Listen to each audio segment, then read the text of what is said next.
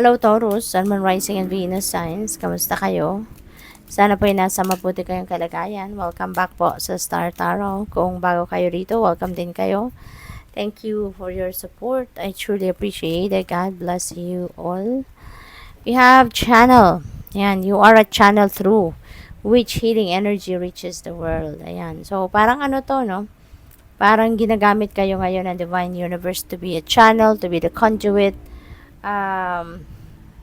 Para kayo yung ginagawang ano ngayon, kasangkapan or daan. Ayan, daan. Thank you, Spirit.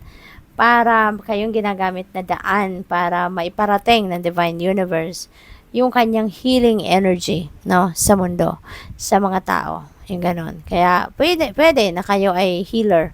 Maaring karamihan sa inyo ay healers, no, in different ways. So, what else? We have dreams. The universe speaks to you through your dreams. Ayan. So, divinely guided kayo. At hindi lang siguro sa intuition ninyo dinadaan ng divine yung guidance, no, na pinibigay sa inyo, but also through your panaginip. Kaya, importante na mag-pay attention kayo sa inyong mga panaginip. Pakinggan ninyo yung mga dreams ninyo, no? Or pay attention kayo sa mga elemento na nakikita ninyo sa inyong panaginip, okay? Para dahil yun ang yun ang gabay para sa iyo, no? Yun ang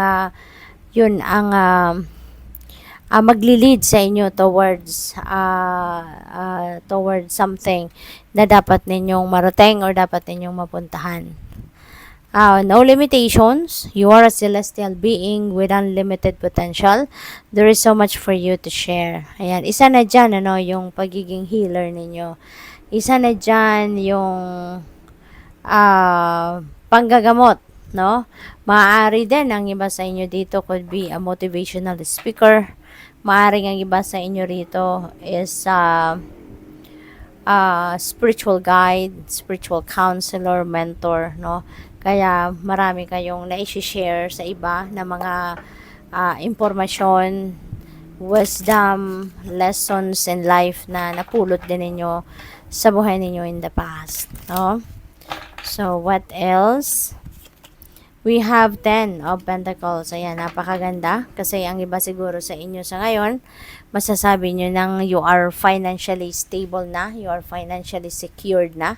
At masasabi ninyo na kahit kailan ninyo kailangan ng pera, financial needs ng inyong pamilya ay maaaring may sigurado na kayong panghuhugutan. Meron na kayong ipon, may savings na kayo na sigurado ninyong pwede ninyong magamit, no, sa kung ano man ang pangangailangan. Pwede rin ang iba sa inyo rito merong mga mana na pinag-uusapan. Baka may mga hatian na, no, ng inyong mana at maaaring yun ang transactions na ginagawa ninyo, no, with the other family members. What else? We have 7 of Cups. Ayan. So, merong multiple opportunities na maaaring pinagpipilian kayo sa ngayon. Maybe, nagbi-mini-mo ng iba sa inyo rito. Alin kaya rito ang para sa akin? Alin kaya dito ang best para sa akin? The fact na dumating sa inyo ang iba't ibang klaseng opportunities, ibig sabihin lahat yan para sa'yo, pero binibigyan lang kayo ng liberty ng universe to choose. Okay? Gagamitin ninyo ngayon kung ano yung titignan ninyo, no, sa ang mga sitwasyon ninyo, kung alin dito yung sa tingin ninyo ay best para sa'yo, kung alin dito sa tingin ninyo yung makakatulong, no, sa inyong sitwasyon, then kung ano yung pasok sa criteria ninyo, then yun ang piliin ninyo, hindi ba? Since marami, kaya pwedeng pwedeng malito, ma-overwhelm ang iba sa inyo. So, tune into your intuition. Pakinggan ninyo ang inyong intuition kasi it will lead you to the right decision. Dadalhin kayo nito sa desisyon na tama at dapat at yun ang makakabuti para sa inyo. Okay? We have 10 of Cups. Napakaganda. No? This is happy family, domestic bliss, domestic happiness, harmonious relationship with each other, merong commitment, contentment, merong fulfillment dito na mararanasan ang iba sa inyo, kaya napakaganda, napakagaling, 'di ba? Maari na may financial success din dito na nakamit ang iba sa inyo. Kaya siguro nagkaroon din kayo ng pagkakataon na ma-establish ninyo ang inyong financial future. Pwede rin ang iba sa inyo rito, yung mga wishes ninyo baka nag-come to fruition na, kaya masayang masaya kayo, pati na yung inyong pamilya, no? So pwedeng ganun ang ganap.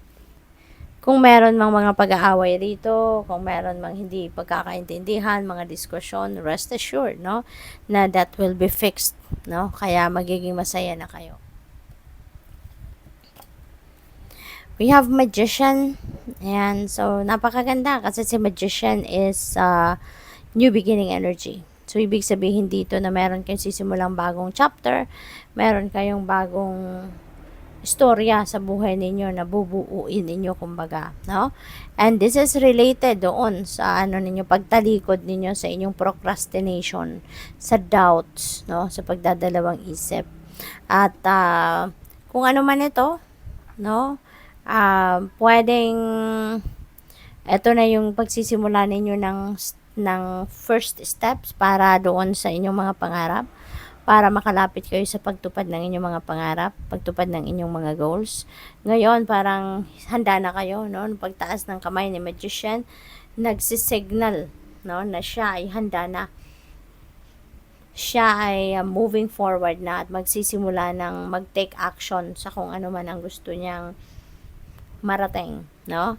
So, gagawin na niya ngayon ang mga first steps para makalapit na siya doon sa kanyang mga pangarap, mga goals, mga heart's desires. Kaya good luck. Thank you for watching Love and Light. Namaste.